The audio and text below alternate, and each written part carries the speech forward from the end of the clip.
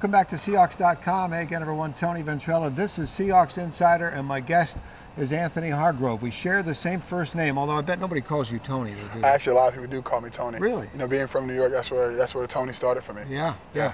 Well, you know where that Tony thing came from? That New York's an old Italian story. It's an old Italian. Yes, I think if I'm correct, when the Italians were coming over, they couldn't speak English. Right. And so to get to New York, they put 2 NY on their foreheads. That's it. And so that's where Tony came from. That's the story. She always knew where you were going. And then as a young man, you lost your mom and moved to Florida. Correct. And then, so your high school years were in Florida? Yes, Port Charlotte High School. It's a pretty big deal down there, isn't it, high school football? Yeah, football is a very huge thing. I started playing football at the age of 10 for the Port Charlotte Bandits. And actually my first year playing football, we won the Southeast Regional title. But you'll never guess who was on that opposite opposing team.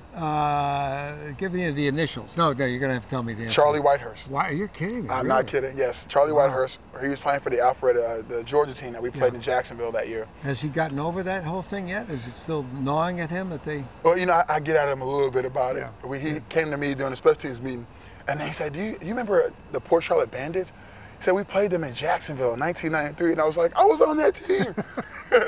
So, did Charlie have the long hair then? Do you know, the beard? You probably don't know. No, I remember too. I tell him, I'm going to bring him, when we get the footage, I'm going to bring it, we can find Charlie on there. Let's look at that.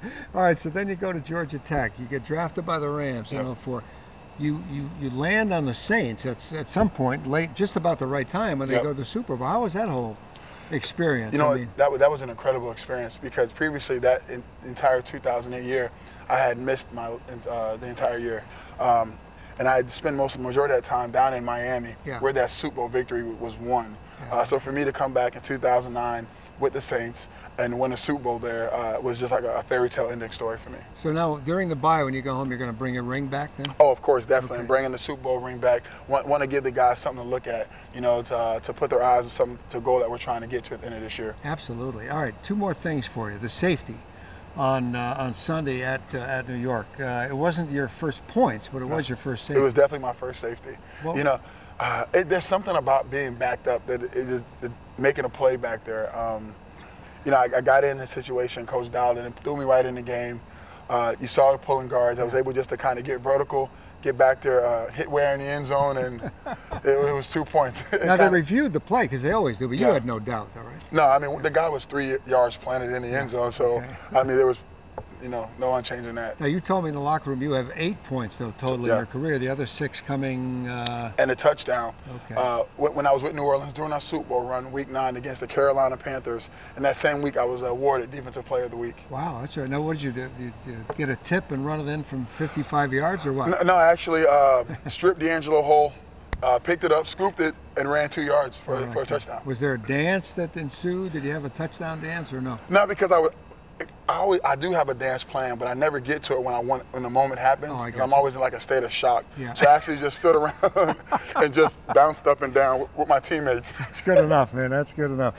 Well, this has been a pleasure to meet you and talk to you some more. And all I can say is best of luck in the rest of the season. Guys, it seems like you guys are going in this direction. Yeah, it does. It really is.